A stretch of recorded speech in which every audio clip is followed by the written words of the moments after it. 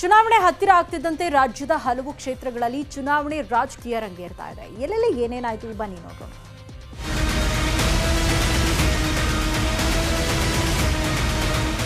ಹಾಸನದಲ್ಲಿ JDS ticket Dangal ಜೋರಾಗಿದ್ದು, ಭವಾನಿಗೆ ಸಿಗದ ticket ಸ್ವರೂಪ್ಗೂ ಸಿಗಬಾರದು ಅನ್ನೋ ದಾಳ ಉರುಳಿಸಿದ್ದಾರೆ ಎಚ್.ಡಿ. ರೇವಣ್ಣ. ಸಾಮಾನ್ಯ ಕಾರ್ಯಕರ್ತನಿಗೆ ಟಿಕೆಟ್ ಎಂಬ ಕುಮಾರಸ್ವಾಮಿ ಮಾತಿಗೆ ಟಕ್ಕರ್ ಕೊಟ್ಟಿದ್ದು, ಕೆಎಂ ರಾಜೇಗೌಡರಿಗೆ ಬೆಂಬಲವಾಗಿ ನಿಂತಿದ್ದಾರೆ ಎಚ್.ಡಿ. ರೇವಣ್ಣ. ನೂರಾರು ಬೆಂಬಲಿಗರು ಆಪ್ತರ ಜೊತೆ ರಾಜೇಗೌಡರ ಮನೆಯಲ್ಲೇ ಸಭೆ ಮಾಡಿ ಸ್ಪರ್ಧೆ ಬಗ್ಗೆ ನಿರ್ಧಾರ ಕೇಳಿದ್ದಾರೆ. ಬಟ್ ಹಾಸನ ಜಿಲ್ಲೆಯಲ್ಲಿ ರೇವಣ್ಣವ್ರನ್ನ ನಿಮ್ಮನ್ನ ಬಿಟ್ಟು ಚುನಾವಣೆ ನಡೆಸೋಕ್ಕಾಗಲ್ಲ. ನೀವು ಇಬ್ಬರು ಒಟ್ಟಾಗಿ ಜಿಲ್ಲೆಯಲ್ಲಿ ಬಂದು ಕೆಲಸ ಮಾಡ್ತೀನಿ ಅನ್ನೋದಾದ್ರೆ ನಂದೇನೋ ಅಭ್ಯಂತರ ಇಲ್ಲ.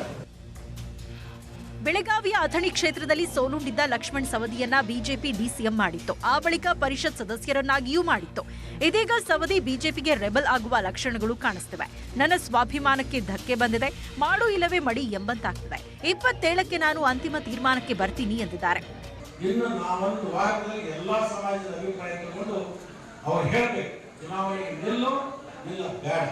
ಆದರೆ ಸ್ವಾಭಿಮಾನಕ್ಕೆ ಧಕ್ಕೆ ಬಂದಾಗ ಮಾಡು ಇಲ್ಲ. ಚಿತ್ರದುರ್ಗದ ಹಿರಿಯೂರು ಬಿಜೆಪಿ ಶಾಸಕಿ ಪೂರ್ಣಿಮಾ ಶ್ರೀನಿವಾಸ್ ಬಿಜೆಪಿಯ ವಿಜಯ ಸಂಕಲ್ಪ ಯಾತ್ರೆಗೆ ಗೈರಾಗಿದ್ದು, ಕಾಂಗ್ರೆಸ್ ಪಾಳಿಯ ಸೇರ್ತಾರಾ ಅನ್ನೋ ಚರ್ಚೆ ಶುರುವಾಗಿದೆ. ನ್ಯೂಸ್ 18 ಜೊತೆಗೆ ಮಾತನಾಡಿರುವ ಶಾಸಕಿ, ನಮ್ಮ ತಂದೆ 40 ವರ್ಷ ಕಾಂಗ್ರೆಸ್ನಲ್ಲಿದ್ದರು, 1 ವಾರ ಕಾದು ನೋಡಿ ಅಂತ ಕುತೂಹಲ ಸೃಷ್ಟಿಸಿದ್ದಾರೆ. ನಮ್ಮ ತಂದೆಯವರು 40 ವರ್ಷ ಕಾಂಗ್ರೆಸ್ನಲ್ಲಿ ಇದ್ದಂಥವರು, ಒಬ್ಬ ಉತ್ತಮವಾಗಿ ಆಡಳಿತವನ್ನು ನಡೆಸಿದಂಥವರು. ಹಾಗಾಗಿ ಕಾಂಗ್ರೆಸ್ ಪಕ್ಷದವರಿಗೆ ಒಂದು ಅಭಿಪ್ರಾಯ ಇದೆ, ಪೂರ್ಣಿಮಾ ಶ್ರೀನಿವಾಸ್ ಅವರು ಮತ್ತೆ ಕಾಂಗ್ರೆಸ್ ಪಕ್ಷಕ್ಕೆ ಬರಬೇಕು ಅನ್ನೋ ಚರ್ಚೆ ಮಾಡ್ತಾ ಇರ್ಬೋದು. ಮುಂದಿನ ದಿನಗಳಲ್ಲಿ ನಿಮ್ಗೆ ಉತ್ತರ ಸಿಗುತ್ತೆ. ಪೂರ್ಣಿಮಾ ಶ್ರೀನಿವಾಸ್ ಅವರು ಬಿಜೆಪಿಯಲ್ಲಿ ಸ್ಪರ್ಧೆ ಮಾಡ್ತಾರಾ, ಕಾಂಗ್ರೆಸ್ಸಲ್ಲಿ ಸ್ಪರ್ಧೆ ಮಾಡ್ತಾರಾ ಅಂತ ಹೇಳಿ. ಹಾಗಾಗಿ ನಿಮ್ಗೆ ಇನ್ನೊಂದು ವಾರದಲ್ಲಿ ಉತ್ತರ ಸಿಗುತ್ತೆ. ಬೆಂಗಳೂರಿನ ಚಾಮರಾಜಪೇಟೆ ಕ್ಷೇತ್ರದಲ್ಲಿ ಕಾಂಗ್ರೆಸ್ ಅಭ್ಯರ್ಥಿ ಜಮೀರ್ ಅಹಮದ್ಗೆ ಟಕ್ಕರ್ ಕೊಡಲು ರೌಡಿ ಶೀಟರ್ ಸೈಲೆಂಟ್ ಸುನೀಲ್ಗೆ ಬಿಜೆಪಿ ಮಣೆ ಹಾಕ್ತಾ ಇದೆ.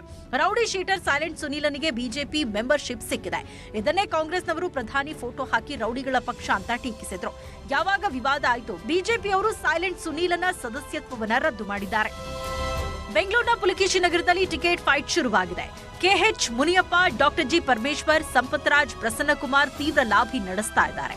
ಟಿಕೆಟ್ ಕೈತಪ್ಪುವ ಭೀತಿಯಲ್ಲಿ ಹಾಲಿ ಶಾಸಕ ಅಖಂಡ ಶ್ರೀನಿವಾಸ್ ಮೂರ್ತಿ ಸಿದ್ದರಾಮಯ್ಯ ನಿವಾಸಕ್ಕೆ ಭೇಟಿ ನೀಡಿ ಟಿಕೆಟ್ಗಾಗಿ ಒತ್ತಡ ಹಾಕಿದ್ದಾರೆ.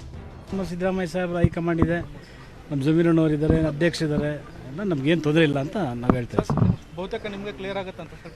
ಖಂಡಿತ ಆಗುತ್ತೆ. ಪಕ್ಷ ಅಂದಮೇಲೆ ಎಲ್ಲರೂ ಕೇಳೋದು ಅಧಿಕಾರ ಐತೆ ಕೇಳ್ತಾರೆ, ಅದ್ರಲ್ಲಿ ತಪ್ಪೇನಿಲ್ಲ. ಮಹಾಲಕ್ಷ್ಮಿ ಲೇಔಟ್ ಪೊಲೀಸ್ ಠಾಣಾ ವ್ಯಾಪ್ತಿಯಲ್ಲಿ ಸ್ವತಂತ್ರ ಅಭ್ಯರ್ಥಿಯ ಭಾವಚಿತ್ರ ಹೊಂದಿದ ದಿನಸಿ ವಸ್ತುಗಳು ಸೀಸ್ ಮಾಡಲಾಗಿದೆ. ಗೌರಿಬಿದನೂರು ವಿಧಾನಸಭಾ ಕ್ಷೇತ್ರದ ಪಕ್ಷೇತರ ಅಭ್ಯರ್ಥಿ ಕೆಂಪರಾಜು ಯುಗಾದಿ ಹಬ್ಬದ ಪ್ರಯುಕ್ತ ದಿನಸಿ ವಿತರಿಸಲು ಸಂಗ್ರಹಿಸಿದ್ರು ಎನ್ನಲಾಗಿದೆ. ಇದು ಇವತ್ತಿನ ರಾಜ್ಯ ರಾಜಕೀಯದ ಪ್ರಮುಖ ಸುದ್ದಿಗಳು. Bureau report, news 18.